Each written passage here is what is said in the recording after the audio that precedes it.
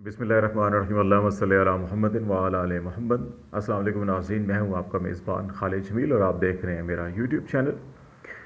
नाज़रीन, हालिया ज़िमनी इंतखाबात के बाद जहां पाकिस्तान में एक तरफ हम वैसे ही मौसम बदलता हुआ देख रहे हैं कि गर्मियों से ख़ज़ां और ख़ज़ां से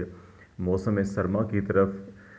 पेशकदमी जो है पेशरफ चल रही है, वहाँ भी पाकिस्तान में सियासी मंजरनामा और सियासी मौसम भी तब्दील हो गया। और बिलखसूस रावलपिंडी इस्लामाबाद के अंदर इन दिनों सियासी मौसम मुकम्मल तौर के ऊपर तब्दील देखा जा रहा है।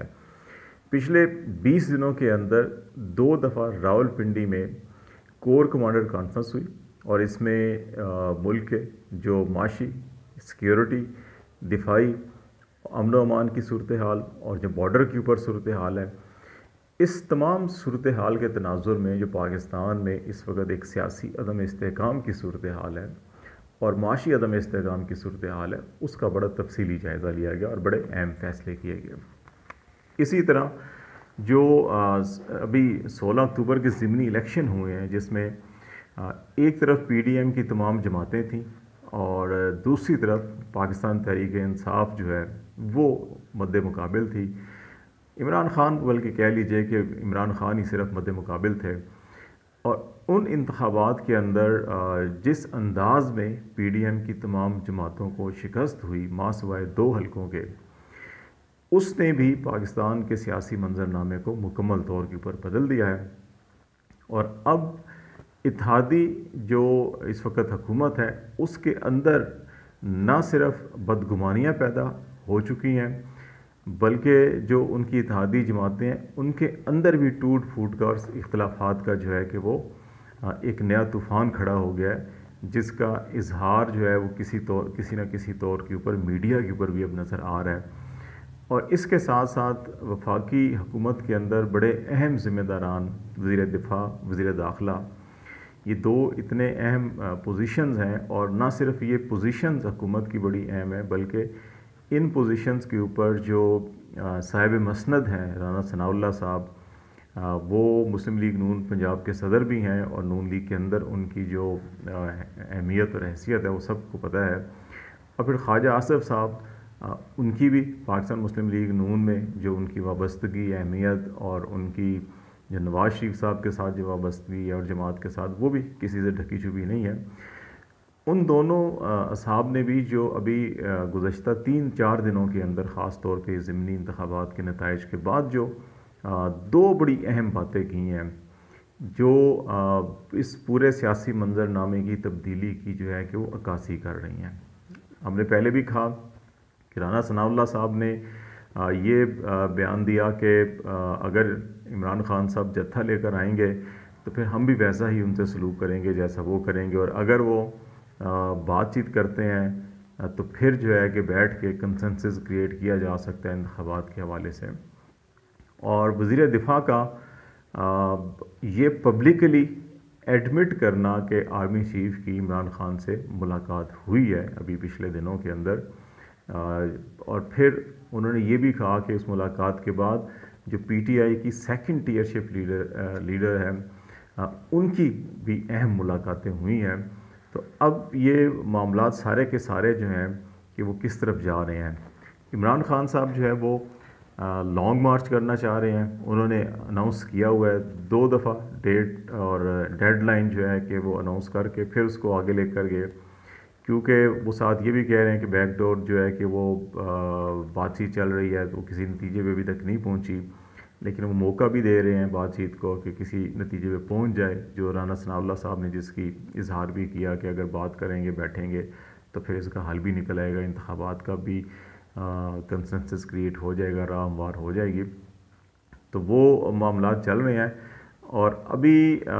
2 चीज़ें जो हैं कि वो बड़ी अहम है इस सारी सूरत हाल के अंदर, कि ज़िमनी इंतखाबात से पहले यूँ दिखाई देता था कि PDM की इत्तेहादी जमातें जो हैं कि वो किसी तौर के ऊपर भी ये हुकूमत छोड़ने के लिए तैयार नहीं है। हुकूमत छोड़ने के लिए अभी भी वो तैयार नहीं है, लेकिन उनकी बारगेनिंग पोजीशन बहुत कमज़ोर हो गई है ज़िमनी इंतखाबात के नताइज के बाद। وہ مقتدر حلقوں کے ساتھ، اسٹیبلشمنٹ کے ساتھ، یا ایون سیاسی جماعت جو فریق ہوتے ہیں آپ کے مخالف ہوتے ہیں، ان سے بھی جب آپ بات چیت کرتے ہیں تو آپ اپنی کچھ شرائط سامنے رکھ کے بات کرتے ہیں. تو گیو اینڈ ٹیک ہوتا ہے، لیکن کس کا پلڑا بھاری ہے وہ بڑا میٹر کرتا ہے. تو ضمنی انتخابات میں جو پی ڈی ایم کا یہ ایک جو امپریشن تھا کہ اچھا سب مل کے ہم اگر لڑیں گے تو تحریک انصاف کو شکست دے سکتے ہیں، اور بڑی پک اینڈ چوز کیا گیا ان 11 نشستوں کا، 9 نشستوں کا، 2 ریزرو سیٹس تھیں ویمن کی، کہ جن پہ ضمنی الیکشن اناؤنس کیے گئے. اور ان میں پی ٹی آئی جو ہے کہ پی ڈی ایم کے مجموعی ووٹوں سے بہت پیچھے تھی، اور ان کی جو فتح تھی وہ ایک حلقے کے اندر میں 350 ووٹوں سے دی، کسی میں 1000، کسی میں 1200، کسی میں 1500، کسی میں 2500. تو اس طرح سے یہ پی ٹی آئی یہ حلقے جیتی تھی. تو اس لیے ان جماعتوں کا یہ خیال تھا کہ اگر ہم